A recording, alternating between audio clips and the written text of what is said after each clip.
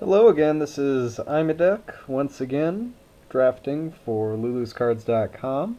About to do another Scars Swiss draft, which looks like it'll start up in just a minute here. So hopefully this will go well.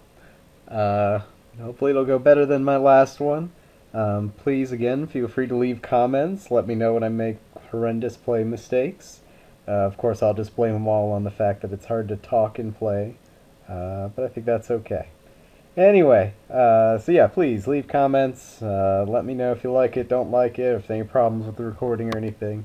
Or, yes, please let me know about all my play mistakes. Best way to get better. Alright, so I'll see you once the draft starts. Alright, and we just got the people just getting started. Alright, so pack one looks pretty terrible. This has got to be one of the worst pack ones I've seen.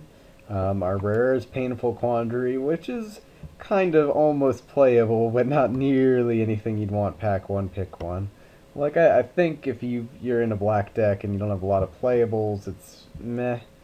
You know, maybe you can play it, but of course opponents can easily play around it. They'll just keep a land in their hand or whatever. Rest of the pack, you know, Riddlesmith is okay, but it's not something to really set your color on. As far as artifacts, Pinions is mediocre. Lifestaff is fine. I think Rustic is pretty clearly the best card here. You know, no infect really, other than, you know, the two instant spells here. They're not worth going infect for. Rustic will get run in just about any deck, so it's fine. This pack, again, not super exciting, but we do have some picks here. Sky Eel School if we want to run into blue. Just a good card.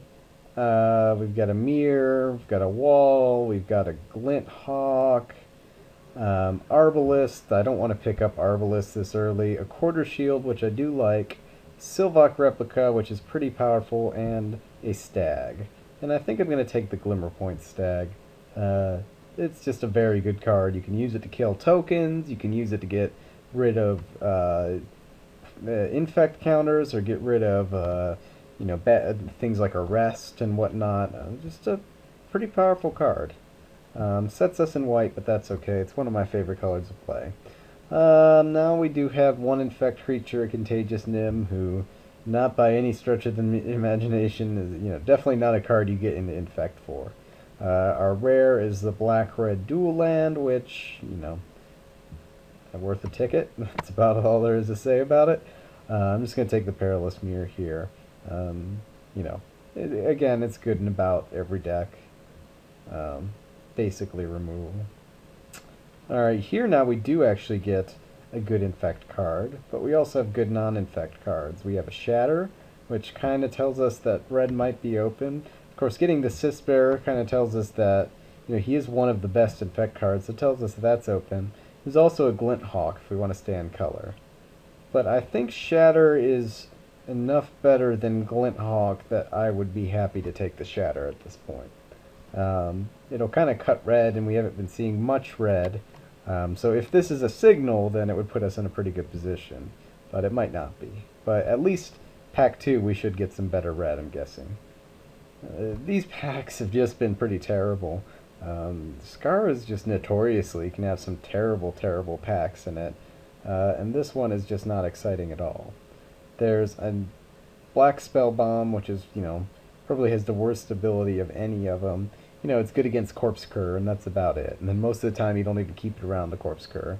I've seen Vector Asp, you know, you can side it in if you're in black. Against Infect, it's pretty strong, but otherwise a bad card. I don't want to take the Serpent. Gear Grabber, I usually almost always won't play. It's just too expensive for an ability that's usually irrelevant. So I'm going to take the Spell Bomb. It's not great, but, you know. No, and then we've got a pretty saucy pack here. We've got Glint Hawk Idol, Kemba Skyguard, On-Color Mirror, and Chrome Steed. You know, I probably don't pick Mirror as high as most people do. I don't know how bad that is. But I think clearly here the pick is for Glint Hawk Idol. It's just a very powerful card. It's on color with our one other powerful card. It's just good, and it's an artifact. So, yeah, I don't feel bad at all about that pick. In this pack, again, you know, I kind of like this card more than most people. It's a 6-cost creature that actually, like, I used to kind of just say, oh man, that card's terrible, who's going to play it? But then every single time my opponent would play it, I'd always be, I'm always very, very worried once that creature hits the board. Like, it definitely changes the board. That being said, I think I like Trigon of Rage a little better here. There's an Ichor Claw Mirror, so we could have picked up a couple quality infect cards, but I don't know. Still not a huge fan. Here's man another Ichor Claw Mirror, so it is starting to look like infect would have been the choice. But given the first few packs, I don't think we can be blamed for not diving into it. I think, though, I'm just going to take the Shatter here. It's just good. It's not as good against infect, although if there are going to be that many Ichor Claw Mirrors, then it is pretty quality. Here, this is the pack we open. For some reason, the Life Staff's still in it, which is surprising, because this pack was pretty terrible. I would say that was like one of the 4 or 5 playables in it. That's pretty surprising. Nothing really in this pack. I'm going to take the Saberclaw Golem. He's not terrible. He's okay. Here, there's just literally nothing. Take the Disperse, since it was probably the most playable out of all the cards there. But unlikely to go in it. We basically have, with the Glint Hawk Idol, we have 2 white cards at this point, and 2 red cards, which are just the Double Shatter, which kind of pushes us in the red-white, which most people know is, one of the best archetypes in this set. Well, maybe. LSV seems to disagree with that at this point. I'll take the Acolyte here. I kind of like this card. I would consider even main decking it. Like, I used to think it was just really bad. But then, again, it's another one of those cards where I played against it, and I've always been frustrated playing against it. Take the Heartstroker here, which is good to see that go around late. I mean, it's not a huge signal, but it does tell us a little something. Like, that card is playable in some decks. Alright, so we have an Embersmith, who I love, but then we have a on-color bomb, and we're just going to take the on-color rare bomb. True Conviction is just nutty. You can get it down, you basically win the game. The only downside to it is you do play it pretty late, and it does require some creatures, which, that we need to keep in mind. I've drafted True Conviction decks and then only ended up with 13 creatures, and that's pretty bad, which right now we are, well, for now, I mean, we probably have about the number of creatures you can expect, but we don't have any great ones. A lot of these I don't want to play. But we definitely want to keep our creature count up for that. Here we see Prototype Portal, Barrage Ogre, again, another quality infect card if we had gone that route.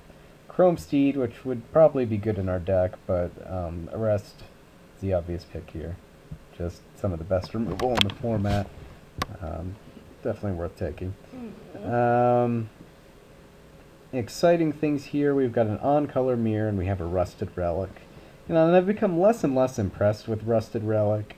Like, you really got to make sure you hit that high artifact count, or else he just becomes completely useless and you can get blown out by shatters. So I am tempted to take the Iron Mirror. Also note here we've got another value infect card, the Plague Stinger here. So the people to the left of us must have taken the same signal we saw. It was probably just bad packs. Just been a few packs that just didn't have any infect in them. I think I'm still going to take the Rusted Relic, though. It is the more powerful card than the Mirror. Let me take a look. I'm a little torn. I'm going to take the Mirror here. This pack has nothing for us, it looks like. I could take the Hellion and maybe run him, or I could take the Slizzle and Twizzle.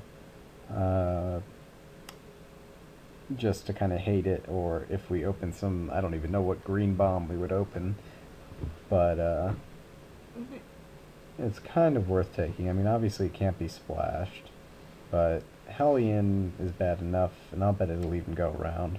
I don't know. I'll take the Slice and Twang, and then I can use it. But Here, maybe we'll pick up some Glint Hawks. I'll take the Quarter Shield.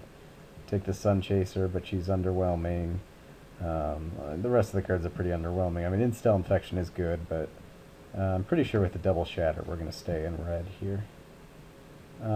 Here we get some more Mirror, it looks like, or another Shatter. Triple Shatter can be a little awkward, especially against Infect, but it can also be pretty amazing. I think I'm just going to take it. I had a sealed pool that had Triple Shatter, and it didn't really have much else, so I didn't get really a good feel for what that does to your deck. But, so I kind of want to just test out if that's worth it. I think here I'm going to take the Copper Mirror. I really hate the Furnace Celebration deck. I think it's just a terrible deck. You play bad cards for it. The ability typically isn't that good. You know, it's just not a good card.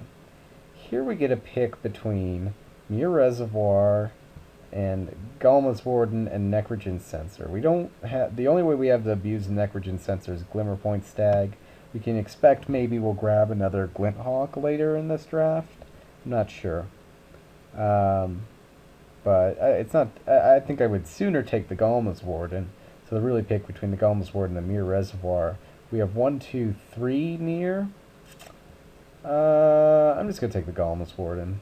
Again, I want to keep that creature count up to just make sure that if we do drop this True Conviction, we have dudes to take advantage of it. Yeah, it'll be interesting to see how the Triple Shatter plays out. I mean, sometimes it can be really powerful, sometimes it can't. This pack, you know, if we take in the Mirror Reservoir, I think Galvanize would be the obvious pick. That being said, it's probably still the obvious pick. There's really not much else. We could probably pick up a few more Mirror, and then pumping our Mirror isn't totally irrelevant at that point. There's nothing else. One thing we should know, we opened in that original pack, we also opened an Embersmith, but we took the True Conviction over it. So that might be read as a signal, but, you know, you can't worry too much about signals, because some people completely ignore them, and again, you know, you also have to often assume whenever you get past a good card, you know, pick 2 or 3, you have to assume, well, the guy who opened this pack may have opened some rare bomb, which in this case is exactly what happened. So, you know, reading into signals too much isn't really good, especially if it's just like 1 or 2 cards. Looks like we will get a Censor. I mean, I'm tempted to take the Wayfarer here, because it is a powerful card against Infect. And our deck isn't set up too well against Infect right now. But I think I'm just going to take the Censor, because it's probably a main board card. You know, we really haven't gotten much red other than that Triple Shatter, but I'll take the Blade Tribe Berserkers. We may or may not play them. Here, nothing playable. Guess I could take the Soul Parry. I guess people side that in against, take the Archers here. I guess people side that in against Infect sometimes, but it's probably not worth it to do that. Oops, didn't mean to show all. Take the Archers just because we're bound to get some flyers. Well, we have 1. We have Glint Hawk Idol. And we do have to kind of figure out how this deck is going to win, because just trying to get the True Conviction isn't really a good win condition. We opened this pack. Our rare is okay, the Forge Master. We don't have any ways to abuse it, and typically that's not your plan with them anyway. You could just use them as a 3-5 beater. But I think for our deck, since we're already in white, Hippogriff is the obvious pick here. It's just 3-3 flyer, does everything. If you watch my last draft, you know I just love this card. And really, in the rest of the pack, there's nothing else we would really, really want. So, Hippogriff is pretty sweet. And we get the choice between a Scrap Melter and a Glimmer Point Stag. Now, we are going to have ridiculous amounts of artifact removal. But, you know, Scrap Melter, for just being a 3-3, I mean, I guess Stag is a 3-3 too. But he's a little easier to cast. His ability is pretty awesome. I mean, if we go against a really heavy artifact deck, we're just going to win. And even if we don't, I don't know. Anyway, he's just such a good card, it's really hard for me to pass him and not